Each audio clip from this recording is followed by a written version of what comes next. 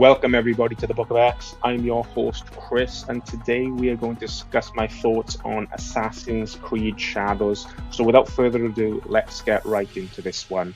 So, Assassin's Creed Shadows is the latest entry in the long-running line of Assassin's Creed games. This one developed by Ubisoft Quebec, and this one is set in 16th century Japan, focusing on the millennia-old struggle between the Assassin Brotherhood and the Templar Order. So the assassins looking to fight for peace and liberty, whilst the Templar Order desire peace, but through means of control.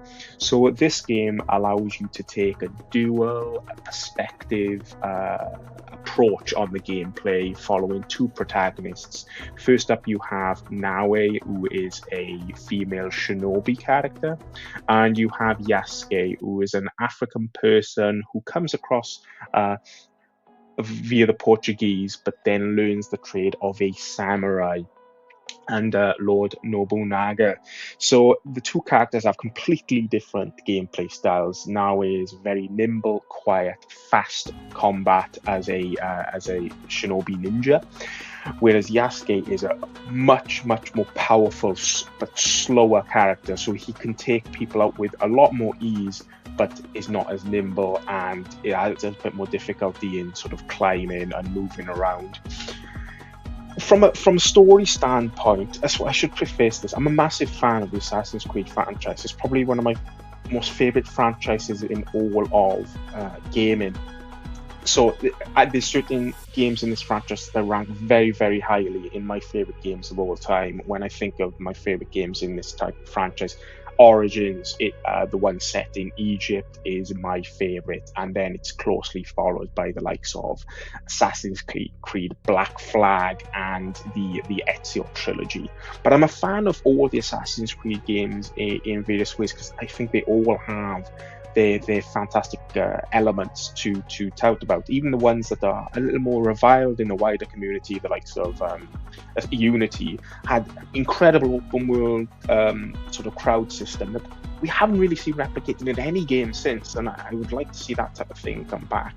In a similar way of Assassin's Creed 3, I know many people weren't fans of Connor, but I enjoyed the story of Assassin's Creed 3, the sort of the father-son relationship, quite a lot. But if we turn our attention back to Assassin's Creed Shadows, where does this one fit into the pantheon of Assassin's Creed games? Well, it depends on certain aspects. I was a massive fan of this game.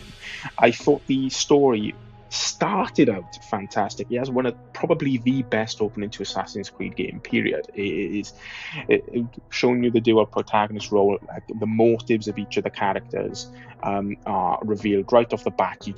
You're left in some form of mystery, whereby as the story goes on, you unravel both of their pasts to understand where they got to at this point. So how did Yasuke end up in the position he is in? How did Nawe learn a particular trade? What are the links of these characters to the Assassin's Brotherhood, the Knights Templar, and what is the bigger mystery behind all of this? All of that is revealed as the game goes along. But what I found was towards the back of the game, the story just sort of unraveled a little and kind of lost its focus. So as from a story standpoint, while it has a fantastic start, it doesn't quite hold itself together for the full game.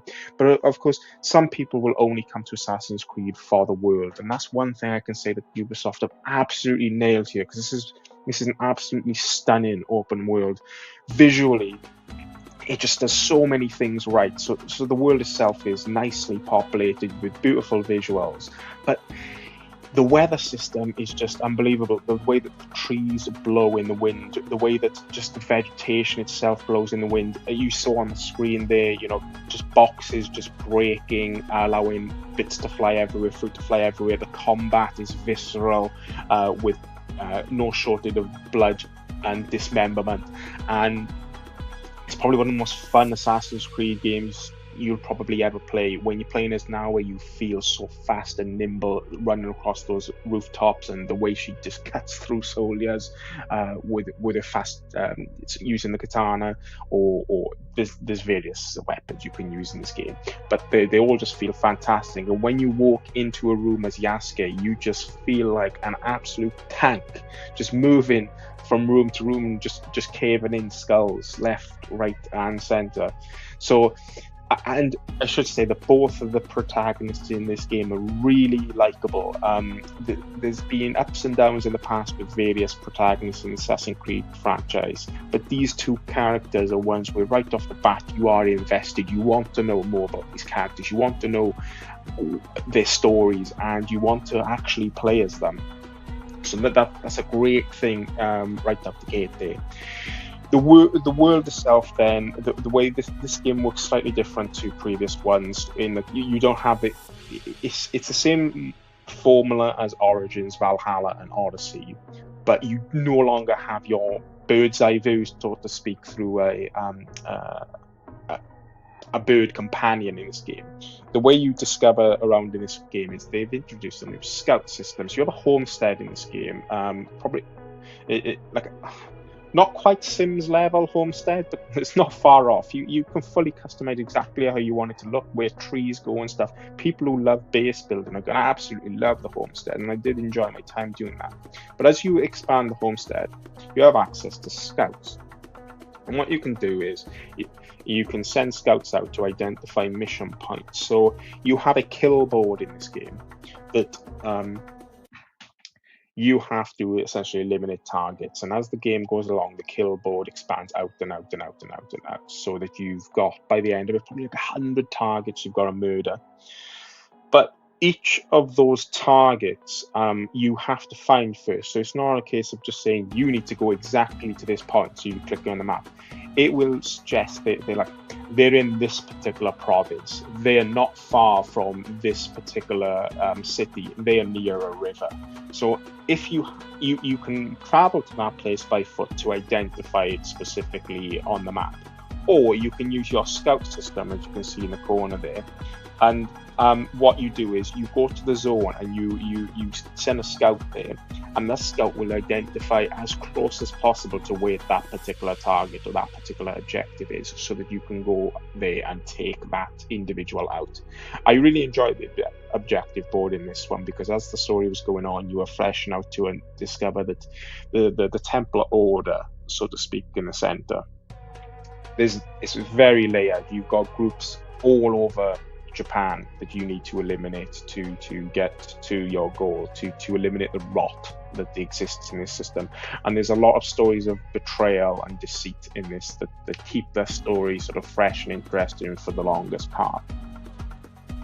So for those who are fans of the Assassin's Creed franchise, or have lapsed a little, or felt that Valhalla was too long, you'll be surprised to hear with this one, it's a lot more leaner and nimble game. So the world, I would say, is the biggest Assassin's Creed has ever been, or at least it feels like. But as far as like getting through the game, it doesn't take an eternity. So I think when I played through Assassin's Creed Valhalla, it took me about 90 hours to complete the story portion. But then with everything else involved, I ended up playing Assassin's Creed Valhalla in total around 190 hours. This one is a bit more closer in size to, say, an Assassin's Creed Origins. So both Assassin's Creed Origins and Shadows are two games. From an achievement standpoint, I unlocked the full sort of 1000 G set of achievements, and both of them took me around 65 hours to complete. So this one, if you were just mainlining the story, I didn't mainline the story, but if you were just mainlining it, you could probably complete the story in probably about 25 to 30 hours. But if you're interested in dabbling in all the other areas, yes, you can take it up to 60 or beyond, because even once I had completed the achievement stuff, there was still a few bounties on the board that could probably easily get another 10-15 hours out of this game. So there's an easy 80 odd hours worth of content, I would say, to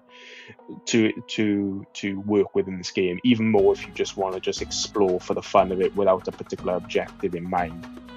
And we do know more content is coming our way with this game, because those who pre-ordered the game get access to the first major expansion free of charge, which we were notified includes around 10 hours worth of content. So my time with this game was great. Where would I put this in the hierarchy of Assassin's Creed?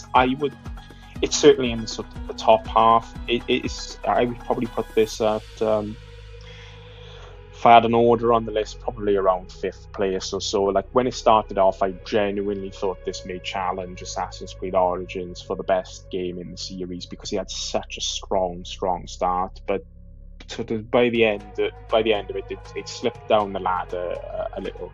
But that doesn't mean that this isn't a fantastic game. And if I was to score this game out of 10, I would probably go as far as to give it like a 9, because I thoroughly enjoyed my time with this. And in some ways I was sad when the story was over, partially because I was a little disappointed that it ended the way it did, but also because I was just so invested in these characters that I just wanted more of them.